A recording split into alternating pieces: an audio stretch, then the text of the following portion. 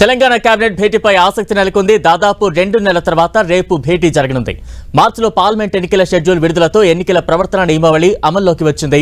అప్పటి నుంచి కీలక నిర్ణయాలు తీసుకోవడంలో ఎన్నో ప్రతిబంధకాలు ఎదుర్కొన్న ప్రభుత్వం రాష్ట్రంలో ఎన్నికలు ముగియడంతో పాలనపై దృష్టి పెట్టింది.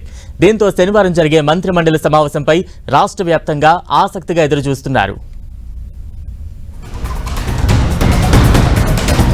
తెలంగాణ మంత్రిమండలి సమావేశం ముఖ్యమంత్రి రేవంత్ రెడ్డి అధ్యక్షతన జరగనుంది. అధికారం చేపట్టిన 100 రోజులకే పార్లమెంట్ ఎన్నికల షెడ్యూల్ విడుదల కావడంతో ఇంతకాలం పాలనపై పెద్దగా దృష్టి పెట్టలేకపోయారు సీఎం రేవంత్ రెడ్డి. ఇప్పుడు ఎన్నికల ప్రక్రియ ముగియడంతో సచివాలయంలో మంత్రిమండలి సమావేశం ఏర్పాటు చేశారు. దాదాపు 2 నెలల తరువాత జరగనున్న ఈ భేటీలో కీలక నిర్ణయాలు తీసుకునే అవకాశముందని ప్రచారం జరుగుతోంది. అకాల వర్షాలు, రైతు రుణమాఫీ, మేడిగడ్డ అన్నారం బ్యారేజీల కుంగుబాటుతో పాటు రాష్ట్ర ఆవిర్భావ దినోత్సవాలపై ప్రత్యేకంగా ఈ సమావేశాల్లో చర్చ జరిగే అవకాశముందని ప్రభుత్వ వర్గాల సమాచారం. ఇటీవల కురిసిన అకాల వర్షాలతో రాష్ట్రంలో ధాన్యం కొనుగోళ్లు నిలిచిపోయాయి. పొలాలు, కల్లాల్లో నిల్వ చేసిన ధాన్యం తడిచిపోయింది. దీంతో రైతులు తీవ్రంగా నష్టపోయారు. ఈ సమస్యపై కేబినెట్లో చర్చించి రైతులకు మేలు చేసే నిర్ణయం తీసుకోవాలని భావిస్తోంది ప్రభుత్వం. ఇక కాంగ్రెస్ ఎన్నికల హామీ అయిన 2 లక్షల రూపాయల రైతు రుణమాఫీపైన మంత్రిమండలిలో చర్చించనున్నారు. రుణమాఫీపై పార్లమెంటు ఎన్నికల్లోనూ మాట ఇచ్చినందున ఆగస్టు 15లోగా రుణమాఫీ సాధ్యాసాధ్యాలను చర్చించనున్నారు.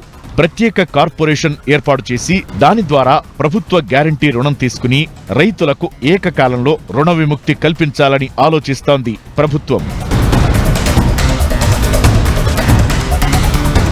ఇక వచ్చే నెల 2న తెలంగాణ ఆవిర్భావ దినోత్సవం నిర్వహించే అంశాన్ని పరిశీలిస్తోంది రేవంత్ రెడ్డి సర్కార్.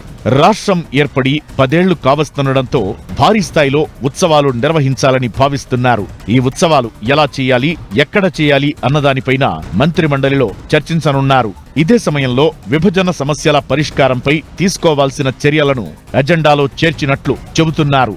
అదేవిధంగా సంక్షేమ పథకాల అమలుకు అవసరమైన నిధుల సమీకరణపైన దృష్టి పెట్టారు సీఎం రేవంత్ రెడ్డి. ఇక కుంగిన మేడిగడ్డ అన్నారం బ్యారేజీల రిపేర్లపై చర్చించనున్నారు.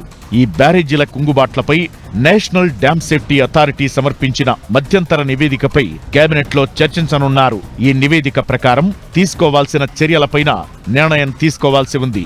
మొత్తానికి ఎన్నికల తంతు పూర్తవడంతో పాలనపై దృష్టి పెట్టిన రేవంత్ రెడ్డి సర్కార్ తీసుకోబోయే నిర్ణయాలపై అందరిలోనూ ఆసక్తి నెలకొంది.